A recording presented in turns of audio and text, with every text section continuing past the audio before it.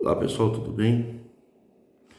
Levantei um pouco mais cedo hoje e me dediquei a estudar um pouco mais em profundidade e poder transmitir para a pessoa que não é advogado conseguir entender como se fosse um advogado, entender os seus direitos.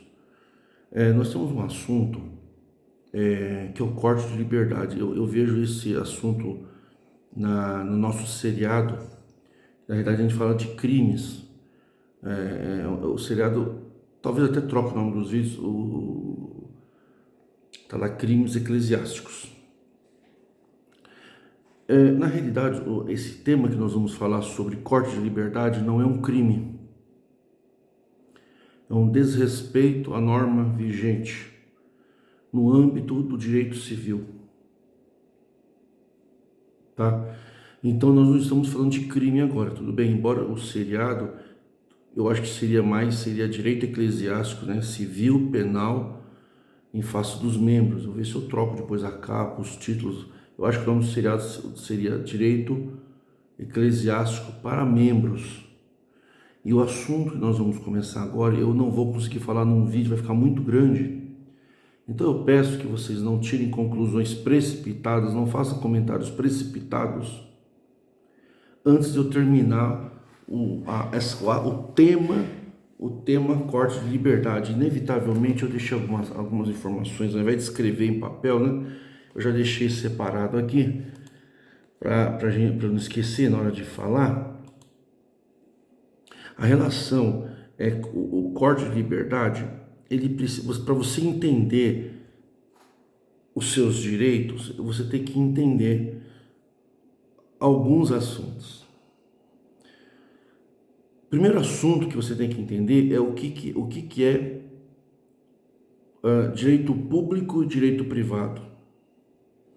Direito público e direito privado é as normas vigentes, é as leis. O direito público ele é regido pelo direito administrativo. O direito administrativo é uma parte, é a advocacia administrativa. Direito administrativo é a relação do cidadão com o Estado, com o INSS, com a Receita Federal, com o IBAMA, qualquer órgão público, com a polícia. Por exemplo, o inquérito policial é um processo administrativo, ele tem um limite. O que é o direito administrativo? São normas de direito que, na realidade, visa organizar o que a administração pública e o servidor público, aqui que trabalha em órgãos públicos, o que ele deve fazer, o que ele tem que fazer e o que ele não pode fazer. Então, na realidade, ele só pode fazer o que está na lei. Se ele fizer algo que não está na lei, então ele pratica abuso de autoridade, improbidade administrativa, ele pode cair no crime. Então você tem o direito público, é uma lei que tem uma relação do Estado com os seus funcionários e também tem com o cidadão. O cidadão e o Estado, os órgãos públicos. E como é que você resolve esses conflitos, processos? Por exemplo, quando o Estado, o Detran, que é um órgão público, é uma autarquia, é um órgão público da administração indireta. Quando ele quer multar uma pessoa, ele vai lá, o agente de trânsito autua a pessoa e a pessoa entra no devido processo legal. Mas como que ele vai se defender do processo legal em relação àquela multa de trânsito, que é uma penalidade do Estado para ele? É através do processo administrativo. O processo administrativo é como você se defende em relação ao Estado e os seus órgãos. Quando o Ministério do Trabalho autua uma empresa, tem um processo administrativo. Tem órgãos, associações que também têm direito público, também tem direito privado. Mas assim, eu estou falando do direito público. Nós temos também o processo administrativo disciplinar. Por exemplo, um delegado, um funcionário público, ele tem uma atitude errada, ele vai sofrer um processo administrativo disciplinar. Então, o processo administrativo, ele é o gênero. E os demais são as espécies. Então, existem várias espécies de processo administrativo. Por quê? Porque existem vários tipos de órgãos. Tem processo administrativo em relação a tributos. Quando a Receita Federal vai processar uma pessoa por sonegação de imposto, ele entra com processo administrativo. É uma outra espécie. Então, o gênero é processo administrativo, é um processo. Ele já está estabelecido, é uma lei federal. Processo administrativo federal. Todos os tipos, todas as espécies de processos administrativos, que são vários, eles seguem o gênero, a lei do processo administrativo federal. Então, tem várias espécies, mas tudo é processo administrativo. Então, uma lei, que é o processo administrativo, lei do processo administrativo, ela rege todo o rito do processo. Ampla defesa, direito ao contraditório, prazos. Você tem que cumprir prazos. Tem a forma de você processar o Estado ou o Estado processar você. Geralmente o processo administrativo é quando o Estado vem contra o cidadão. E também tem forma do cidadão entrar com uma ação contra o Estado, também tem. Mas aí é uma ação judicial. Quando o Estado começa uma ação contra um cidadão, qualquer espécie que seja, ela faz pelo processo administrativo. Isso, gente, é direito público. Deu para entender? Por que eu falo isso para vocês? Para vocês entenderem por que a congregação é uma entidade de direito privado. Pelo seguinte, eu vou ficar apertando pause aqui para não demorar o vídeo, tá? Eu estou dando um pause para eu poder localizar bem a tela e não ficar perdendo tempo. Então nós temos a relação do direito público e o direito privado. A associação religiosa, a igreja, é uma associação religiosa a partir do Código Civil, uma nova versão do Código Civil a partir de 2002, 2005. Foram períodos que houve uma normatização em que as igrejas tornaram-se associações religiosas de direito privado. Entendeu?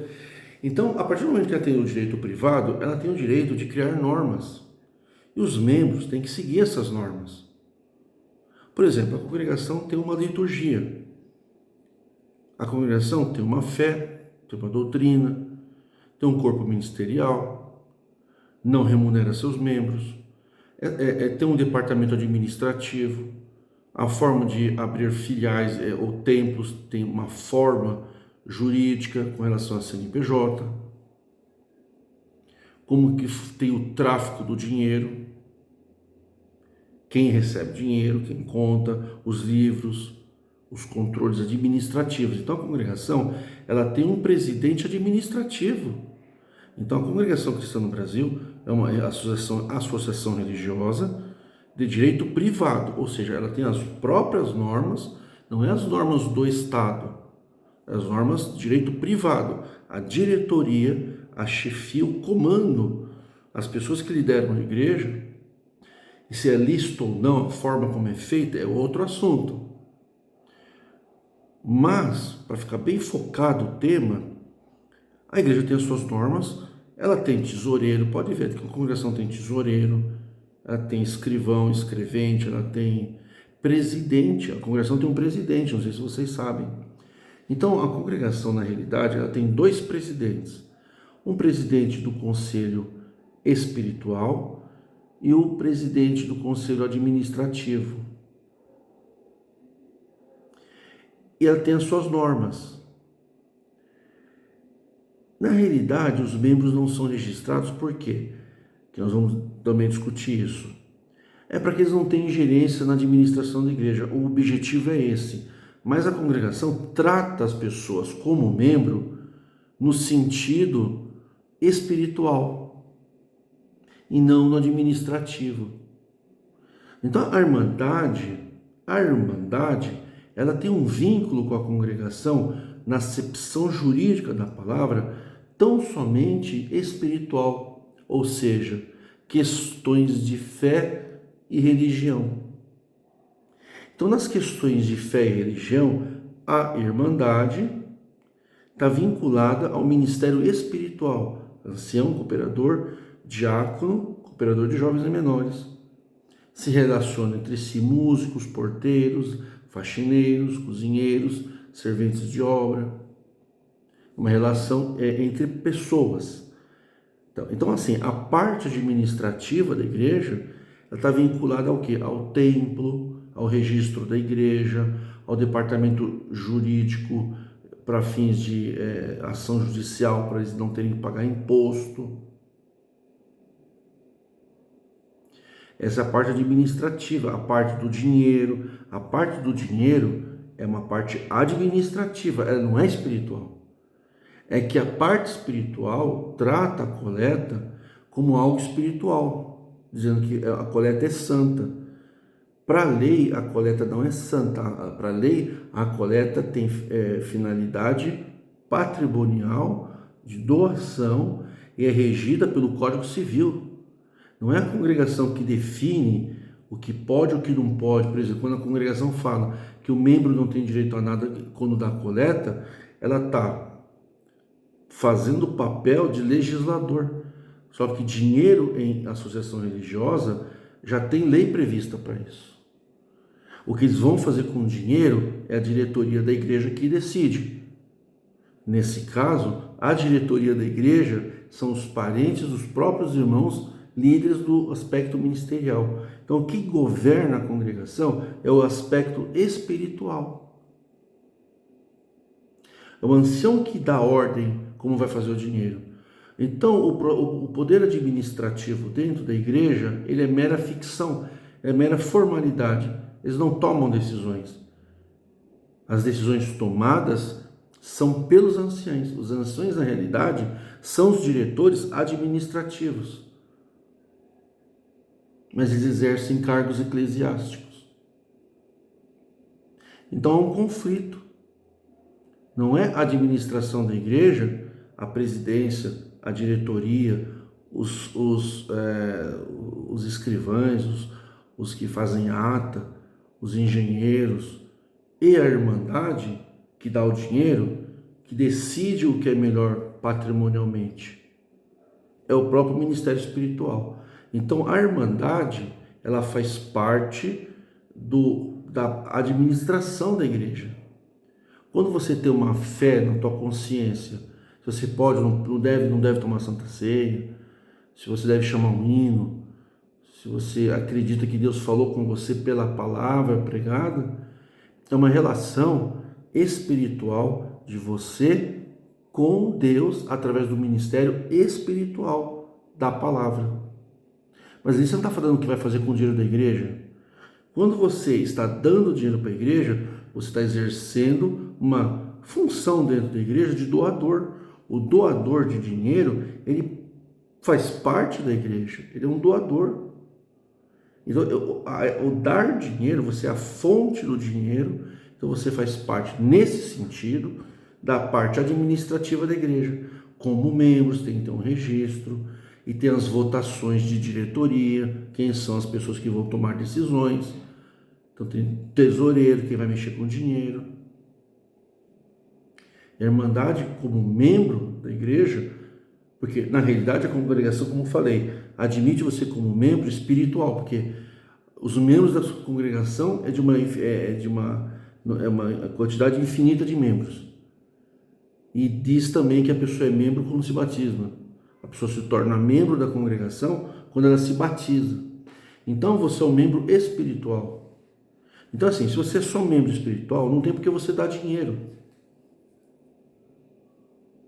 Porque o dinheiro não faz parte diante da lei, da parte espiritual da igreja. A parte espiritual da igreja não está envolvida com o dinheiro. Está envolvida com a palavra. palavra de Deus, a doutrina, a fé e doutrina. Fé e doutrina é a parte espiritual da igreja, a parte eclesiástica espiritual. E a parte eclesiástica administrativa é quem dá o dinheiro, quem está gerindo o dinheiro. É quem dá e quem administra. Quem é que administra o dinheiro? É pessoas eleitas por aqueles que dão continuamente o dinheiro. Então a congregação, ela mantém você um vínculo de espiritualidade e nega a você o direito de membresia. Quando a gente fala em ser membro da congregação, a gente não está falando de ser membro espiritual, a gente está falando de ser membro da igreja. Por isso que você dá coleta. Aonde que está a incoerência e ilegalidade ao meu ponto de vista? Se você é só membro espiritual porque a fé é para com Deus, então se relacione com a congregação em relação à fé e doutrina. Não dê dinheiro para a igreja até que ela te registre. Querem ter uma prova? É só o povo parar de dar dinheiro que eles vão legalizar o povo. Aí eu pergunto, por que eles não legalizam o povo? Por que eles não trazem o povo para dentro da igreja, juridicamente, através do registro? Porque aí quem vai tomar as decisões administrativas da igreja é os verdadeiros donos da igreja, em relação à lei. Quem são os donos da igreja? Então, na igreja não tem dono, tem associados.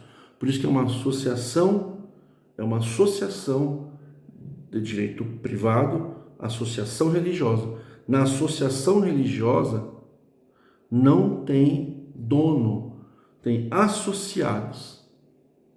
Então, todos do ministério são associados. A Irmandade também é associada. Por quê? Vocês são sócios. Todos são sócios. Se todos são sócios, todos decidem. Mas não tem como todo mundo tomar uma decisão. Para isso, elege-se a diretoria, que pode ser renovada a cada 2 anos.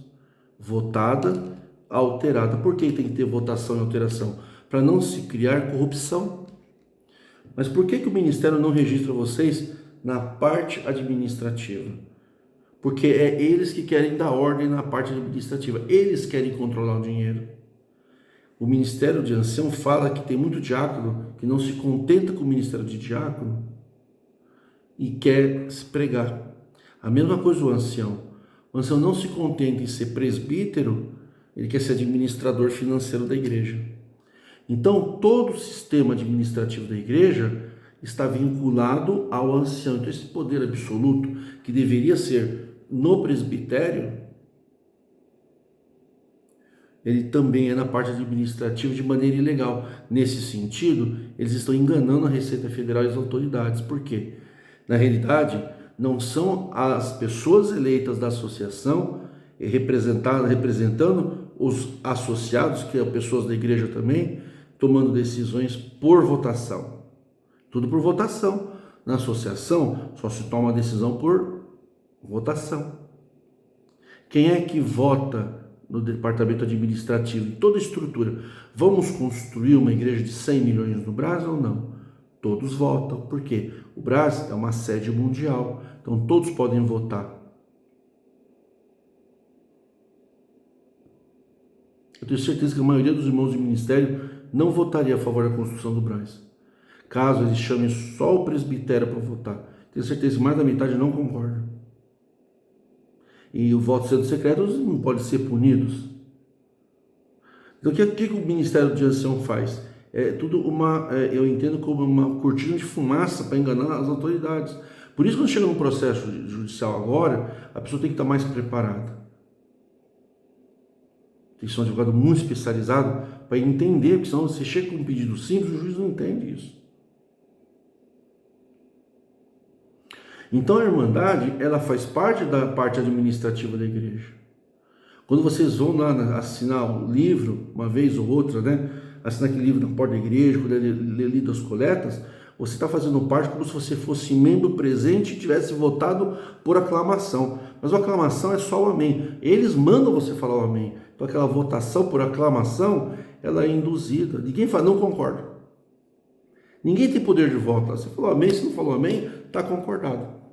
E quem é que tomou as decisões da administração da igreja? Que cada comum que tem um CNPJ tem que ter uma mesa diretora, tem que ter um departamento administrativo, como de fato tem. Tem tesoureiro, tem secretário. Mas essas pessoas têm que ser eleitas não pelo ministério presbiterial, mas pelo povo. Por quê? Porque o povo é associado. A congregação tira o direito de associado para que o povo não vote no departamento administrativo que envolve dinheiro. E o presbitério coage os da administração a fazer só o que eles mandam.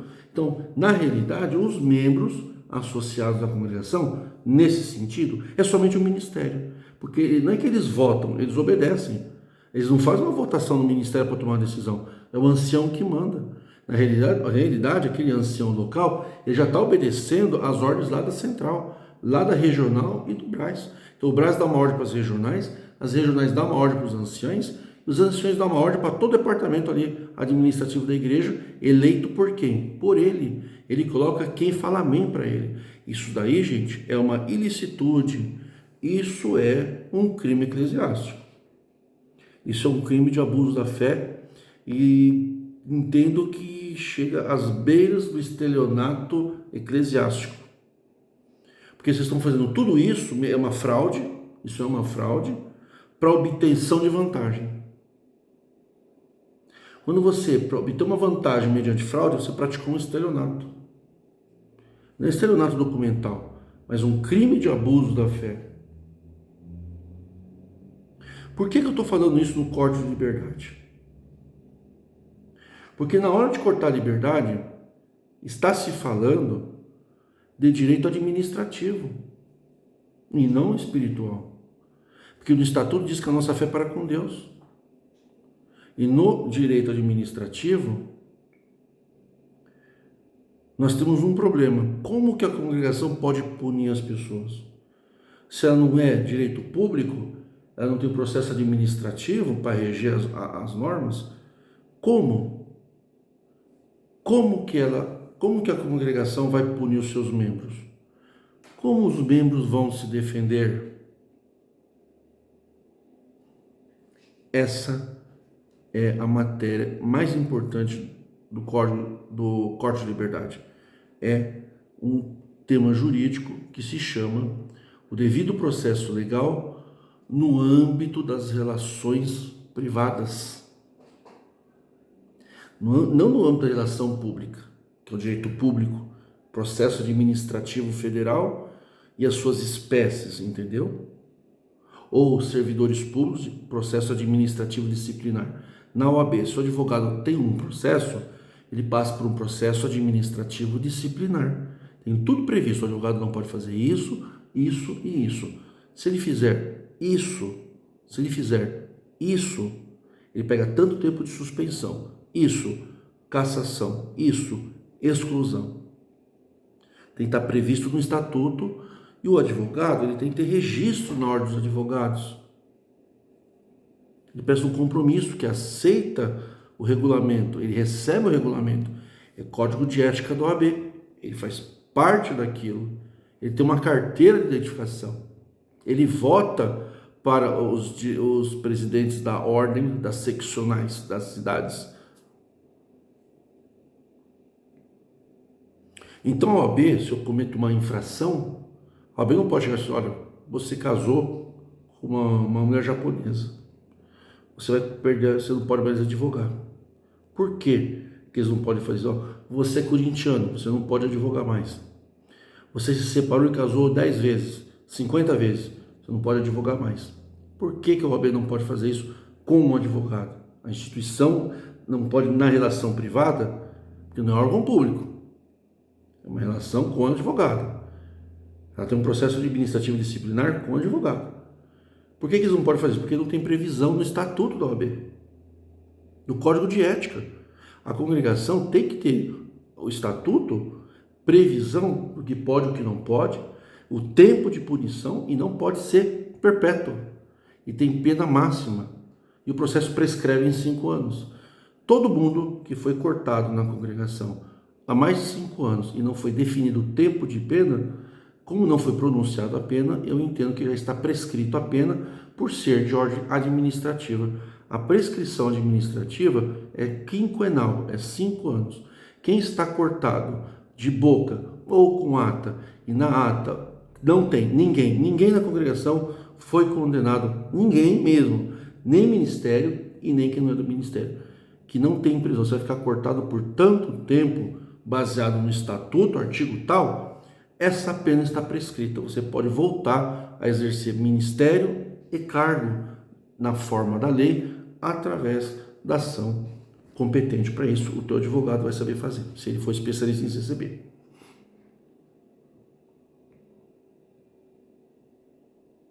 Está prescrito. Por quê? Porque quando você tem uma relação de associado com relação à igreja, você teria que assinar um código de ética. Exemplo, o ministério tem código de ética? Tem. O ministério tem um código de ética. Se ele não cumprir, ele perde o ministério. Se o ministério não cumprir algumas cláusulas que estão no estatuto, o ministério será não remunerado e será destituído mediante desídia, quebra de doutrina, desobediência à norma. Então tem lá uns 5, 6 itens. Se dentro daquele item, por exemplo, teve um processo, o ancião pregou, ou cooperador, e disse o nome do candidato à política e falou alguma coisa lá do sentido e deu o nome. Ele foi na justiça, que ele foi cortado, e teve um recurso de segundo grau, e a turma de desembargadores recusou, rejeitou, não deu provimento ao acórdão, ou seja, não aceitou que ele foi punido injustamente. Por quê? Porque no Código de Ética e no Estatuto já diz que a igreja política não pode falar de partido político, muito menos nome de candidato na pregação. Então, nesse sentido, a justiça entendeu que ele foi punido de acordo com o Código de Ética e o Estatuto. Ele recorreu e perdeu, com razão. O poder público não deu provimento à causa e a congregação venceu o processo. E por que é a congregação que respondeu o processo? Porque ministério processa a congregação. E povo? O povo não tem relação com a congregação. O povo tem que processar o ancião, o cooperador. Esses dias me chegou um caso, aliás ontem, eu já estou vendo um caso, é uma pessoa pobre, eu não sei, talvez eu estou vendo um caso, como é que eu posso orientá-lo? Um cooperador chegou na porta dele e falou assim, olha, você se divorciou, a tua mulher se divorciou de você, não quis saber, não, você está sem liberdade. De boca. Há muitos anos, ela já casou de novo e eles não dão a liberdade para ele. Quer dizer, tem uma norma de boca que a pessoa pode casar se a outra parte casou com a outra. Eu não concordo, mas é uma norma. Então, ele já poderia ter voltado, o cooperador não deixa. Então, aí está vendo o quê? Uma obstrução à lei, entendeu? Eu nem estou questionando as normas da igreja. Eu estou falando aquilo que de fato é. Só que assim, como eu estava falando que tem um processo administrativo com órgão público, nós temos o quê? O devido processo legal no âmbito da relação privada. Então a congregação é associação religiosa de direito privado. A Constituição, ela garante o devido processo legal. O que é devido processo legal? Processo legal é todo procedimento sancionador. O que é procedimento sancionador? É todo procedimento que vai gerar punição. Vai haver uma punição, você vai ser cortado a sua liberdade. A liberdade de congregar seria a exclusão do membro. Você está excluído do rol de membros. Então, os membros registrados, né, tem um membro excluído do rol de membros. Então, ele não é mais parte da igreja. Ele, além de perder completamente a liberdade, ele pode até ir, mas ele não pode se manifestar na igreja. Ele está excluído. E tem a exclusão e tem a suspensão. E tem o que? A cassação do cargo. Então, quando é cargo, é suspensão. Você vai ficar suspenso de tocar 5 anos. Ou está cassado o seu direito de tocar. A tua licença de tocar está cassada. Isso está no estatuto? Não.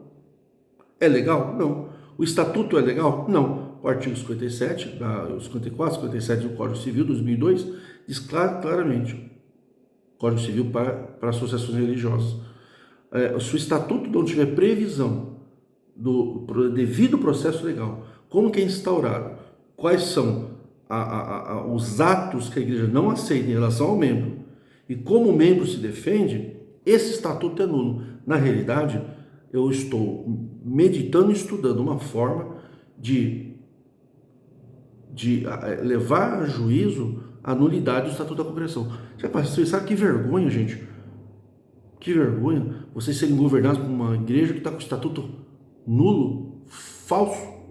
Não é nem falso, é nulo. Nulidade absoluta, onde não há previsão de como os membros podem se defender e como o processo punitivo é feito, prazos e dosimetria da pena.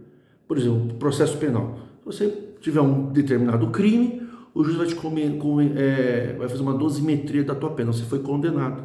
Você vai ficar 10 anos preso. Após os 10 anos, você está reabilitado. Você não tem mais, tem direito ao esquecimento, não tem mais penalidade nenhuma. Você volta ao status anterior, normal. Então, toda a pena administrativa, que é o rito administrativo de devido ao processo legal, ele tem que ter uma penalidade com prazo definido. Irmão, você vai ficar sem tocar porque você cometeu uma infração em relação à igreja de 5 anos. Por 5 anos você não pode tocar. Deu 5 anos ele volta a tocar. O problema, gente, é que existe exclusão de membros, existe suspensão. Quando você vai fazer um julgamento do devido processo legal punitivo, você não pode julgar a pessoa pelos atos que são de direito fundamental e constitucional. São direitos fundamentais da vida privada. Porque a vida privada da pessoa não está relacionada à igreja. Você só pode ser punido dentro da igreja com relação a o que infringe em relação à igreja. Você depredou a igreja, você ofendeu um ministro, você processou um ministro, fica, suspensão, você brigou, você desrespeitou, você não acatou. O que você comete em relação à associação, que ela está vinculada à lei. Por isso que diz o enunciado 143, que eu coloquei isso para vocês, que a igreja, a associação religiosa, ela tem a sua relação com o membro e o Estado não pode intervir na igreja.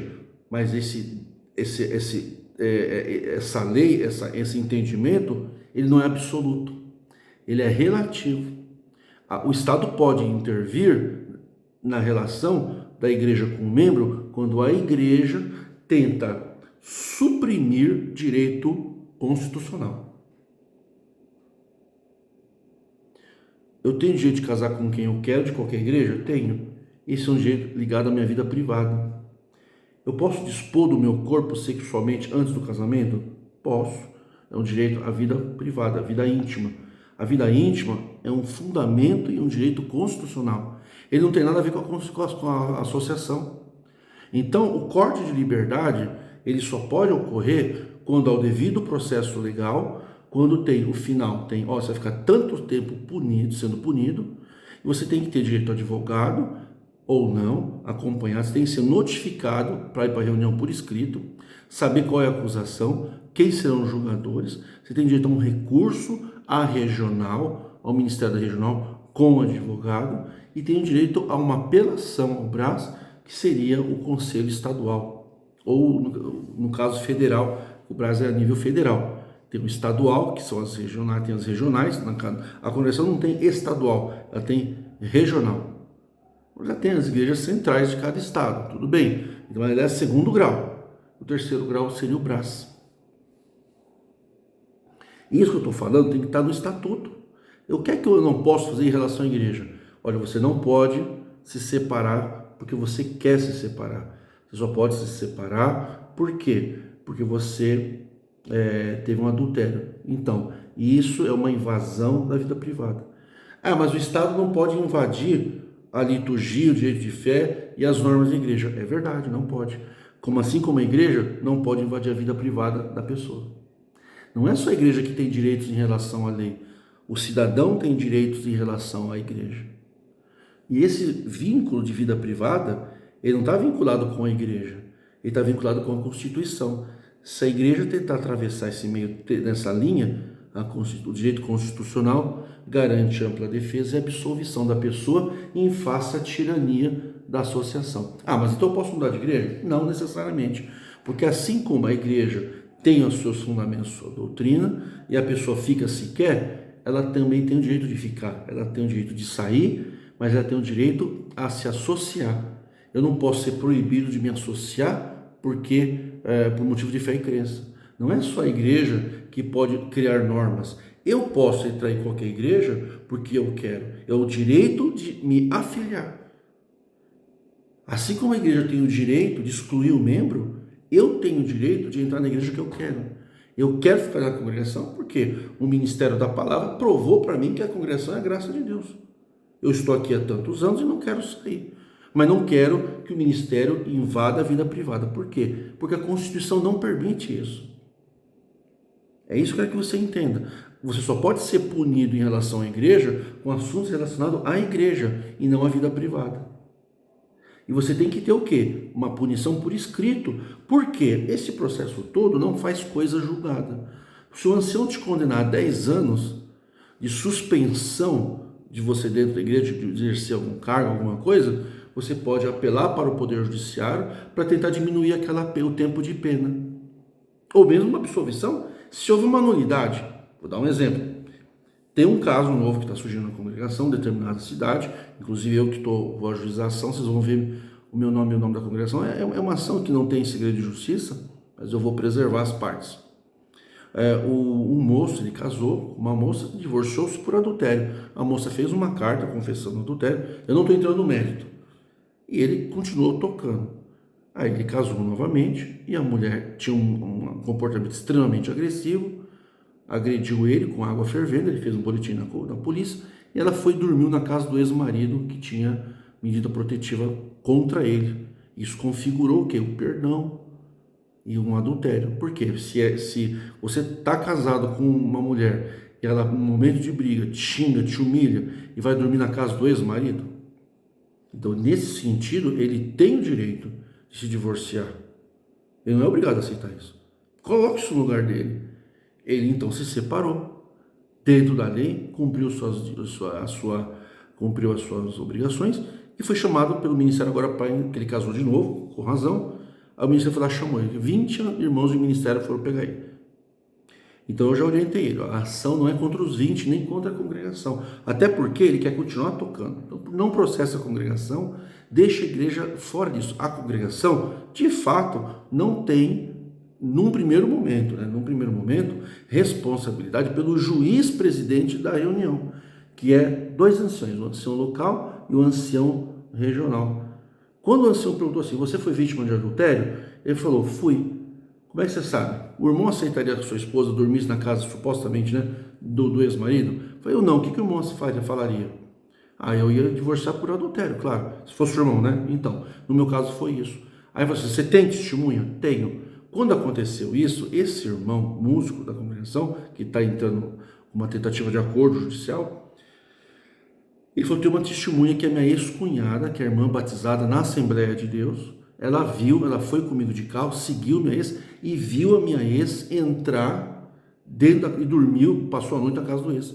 Ela, inclusive, gravou um testemunho em áudio, que ela não pôde vir, que ela foi fazer um tratamento médico, depondo a meu favor, dizendo que ela viu e está disposta a vir aqui testemunhar e provar. Como não falou que tendo uma testemunha eu estou absolvido, então eu tenho essa testemunha para me defender. O ancião falou assim, ela é da congregação? Não. Então ela não serve de testemunha. Então eu posso colocar aqui para o irmão ouvir o testemunho? Não quero nem ouvir. Posso trazer ela? Não, você não pode trazer, você está cortado. Espera um pouquinho. Por que você cortou a liberdade do músico? Porque o ancião cortou porque proibiu ele se defender com uma testemunha ocular que viu e não era da congregação. Eu pergunto para você que está me ouvindo, se fosse você no lugar dele, você aceitaria isso? Não, e ele já foi condenado. Ele tem direito a ir no Poder Judiciário e o juiz vai decretar, certamente, que o ancião ouça a testemunha e julgue e escreva a sentença. Estou absolvendo por isso ou não vou absolver porque entendo que não. Só que a congregação tem tópico que é infraestatutário, que vale como estatuto, dizendo que por motivo de adultério, a pessoa pode se divorciar. Ora, que juiz que vai dizer que a pessoa não tem direito de se divorciar se a mulher dormiu na casa do ex-marido?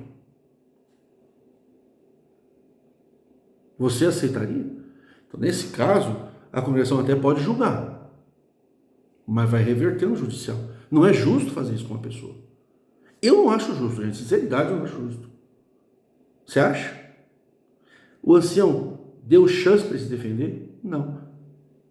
Permitiu uma cópia do julgamento? Não.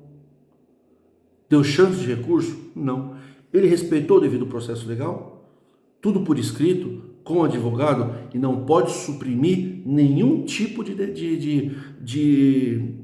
prova de defesa. Ele não pode proibir uma defesa absolutória que vai absolver a pessoa, porque a pessoa não é da congregação. Ainda mais com o tópico agora de 2022, que não precisa ser da congregação para ser filho de Deus. Então, com esse tópico, a congregação também amarrou as pernas, né? Esse tópico abriu a porta para milhares de pessoas voltar por orquestra, que muitos não sabem ainda, mas vai saber. Então, esse devido processo legal, gente, entendeu? Cortei a liberdade porque ele se separou e casou de novo. Tá, isso está distrito à associação. Lembre-se, não é, sabe, não é uma empresa. Os anciãos estão fazendo o julgamento como se essa congregação fosse uma empresa e você fosse funcionário. Você está demitido, procura outra empresa para trabalhar. Ou fica aí na calçada sentado. Não, a congregação ela é uma associação. Ela tem que respeitar o devido processo legal e o sistema punitivo para punir membros, ele não pode invadir a vida privada. Por quê? Porque é o que diz a Constituição, é o que diz o enunciado 143 do Conselho Federal de Justiça, ou Conselho da Justiça Federal. Tem normas. Então, o direito privado, ele não pode fazer o que quer com a pessoa. Olha, você não vai mais fazer sexo. Por quê? É a doutrina da igreja. Mas como não? Não, você não está controlando a própria igreja. Não, você está entrando na minha vida privada. Não, você pode fazer sexo quando você casar. Tudo bem. Eu posso me separar? Não, você não pode. Mas vem cá, o que afeta a associação isso? Espiritualmente, tudo bem. Olha, todo mundo que está aqui, você pode ter liberdade na igreja. Ninguém vai se meter com a tua vida. Mas você não vai entrar no céu, você vai para o inferno. Tudo bem, se a pessoa quer pregar isso, ela pode pregar. Mas ela não pode punir a pessoa. Então, esse é o estudo que eu estou fazendo mais em profundidade para entender bem. Eu também estou estudando, vocês pensam o quê? Está vindo muita gente querendo entender isso. Que não é porque cortou a liberdade. Mas você perdeu a liberdade, o corte, você perdeu o cargo, perdeu o ministério, mas isso não salva ninguém. Tá? Mas você tem liberdade na igreja. Então, se você tem liberdade na igreja, você só perdeu o cargo, então você não foi excluído da igreja. Você foi o quê? Você foi punido. Se você foi punido, o processo tem que ter prazo de punição, extinção. Ninguém pode ser punido eternamente. A lei não permite nem processo civil, nem penal e nem administrativo. Então, assim, quando você é excluído da igreja, tem que proibir você de tudo. Se você foi, não perdeu o cargo, mas você pode tomar decisão? Você pode. Você tem liberdade? Não, você tem liberdade. Se você não tem liberdade nenhuma, então você foi excluído. Então tem que fazer o devido processo legal. Você foi notificado por escrito? Você recebeu o nome de quem te julgou? Você recebeu uma cópia da sentença? A revelia, se você não quis defender? Você recebeu um prazo de penalidade? Você vai ficar punido tanto tempo. Não recebeu? O processo todo é nulo. Se dos fatos, até que passou 5 anos, prescreveu. E se não deu 5 anos, ele ainda assim é nulo, ele tem que começar do zero. E com um advogado o processo demora bastante, vai prescrever. Você não pode ser punido. Por quê? Um músico casar com uma pessoa de outra denominação não está no estatuto. Ninguém assinou esse documento, esse código de ética. E se fizer, tem que ter aprovação das pessoas. Você não pode, o Ministério de Ancião não pode obrigar a criar essa norma e todo mundo aceitar, inclusive pessoas que não são membros. Quer dizer, além de vocês vão ter um outro problema. Além de tudo isso, na sentença, se o juiz entender como procedente, ele vai mandar registrar a pessoa como membro da igreja. Então, quer dizer, cada pessoa que começar a lutar para voltar para a igreja, pode já também começar a ganhar o seu direito de membro. E quem tem liberdade, tem cargo e quer começar a fazer parte da igreja, pode entrar com uma ação de obrigação de fazer, de incluir como membro. Mas a igreja não registra. Mas isso não é uma decisão da igreja, isso é decisão de lei. É a lei que decide que a associação, para ter membro, tem que ter adesão. Não é a igreja. A igreja não faz porque não foi processada. Mas uma pessoa pode entrar com uma ação, que é uma obrigação de fazer. O que você quer? Eu quero ser membro. Ah, você é membro. Ah, eu sou membro. Então deu bem, então eu quero participar das reuniões. Ah, você não pode. Posso. Não existe reunião secreta em associação. Tem que ser deliberado em público. Todas as decisões têm que ser tomadas em público diante daqueles que são membros. Agora, vocês podem tentar impedir a associação por um motivo justo. Quais são os motivos? Está no estatuto? A gente não pega, não aceita membro que não concorda de abrir mão dos seus direitos. A igreja é interditada. Quer dizer, acabou para vocês o tempo da ignorância, tá? Por quê? Não é só eu que estou estudando isso. Tem outros advogados estudando também. Então, tudo que eu estou falando para vocês é um crime de abuso da fé. As pessoas estão enganadas. Então, agora você, que perdeu a liberdade há mais de 5 anos, você pode pedir para reaver a tua liberdade na forma da lei, com um advogado de sua confiança que entenda de receber. É um direito seu.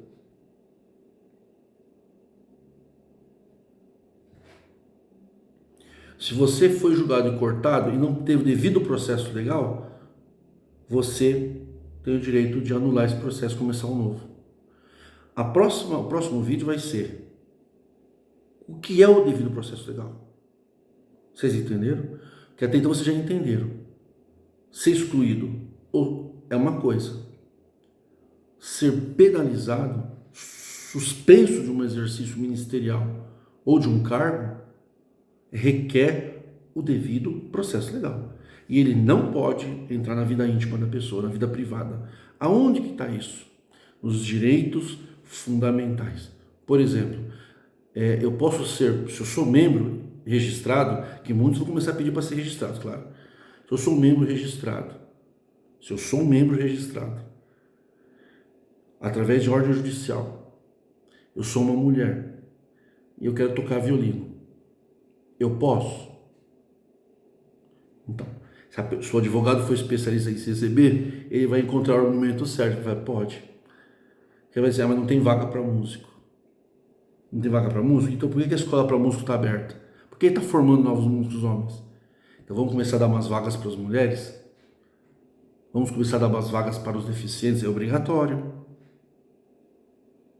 Porque tudo isso, gente, faz parte do quê? Da parte administrativa. Os anciãos podem ficar furiosos, né? Quando eles perderam o poder. Eles podem pegar a palavra e pregar à vontade para marretar as pessoas, coisa que não poderia.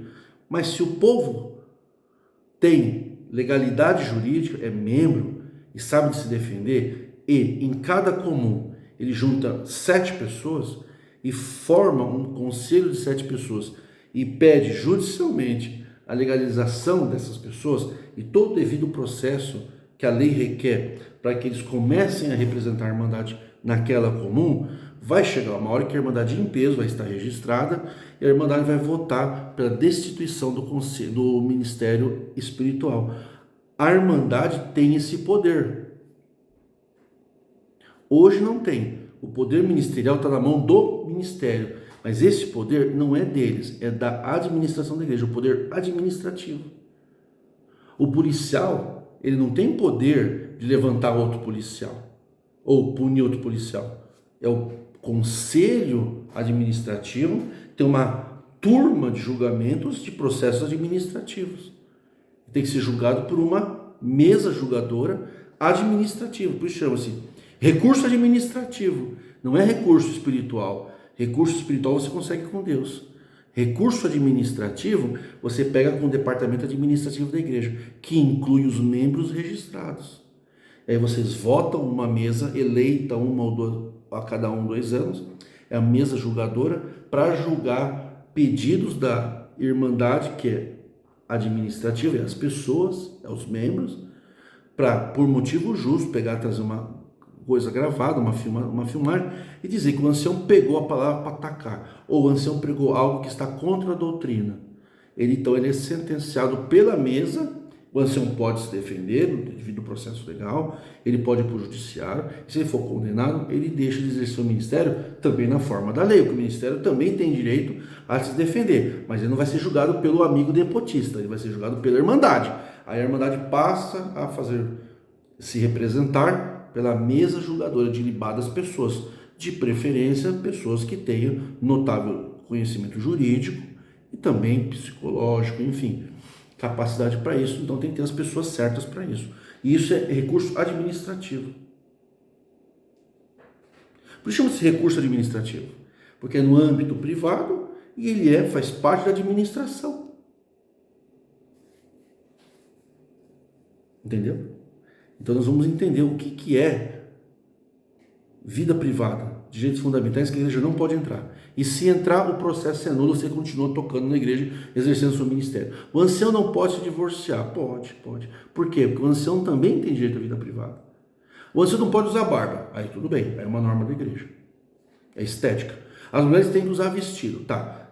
Quem tomou a decisão? O ministério presbiterial, tá? E a irmandade? E os membros da igreja, que são registrados, né? Que vão começar a buscar registro. E os membros da igreja registrados concordam? Concordam, inclusive as mulheres. Então, ok, na igreja tem que vir de vestido. Fora da igreja, não. Você não pode punir uma mulher que anda de calça comprida fora da igreja. Mas se todos concordar que é vestido, tem que ter toda a irmandade, inclusive as mulheres. Mulher não pode tocar. As mulheres registradas da igreja vão votar. E se elas votar, tenho certeza que os irmãos vão votar para as mulheres tocar. Eu tenho certeza, gente, que a irmandade vai aceitar as mulheres tocar. É o ministério que não deixa. É por isso que é necessário, no devido processo legal, tirar o poder da igreja da mão do ancião e devolver para quem de direito, que é os associados. O ancião pode votar? Pode, mas ele vai votar junto com a irmandade. Ele não vai tomar decisão sozinha e impor quem não obedecer e exclui a seu bel prazer. Até a próxima aula.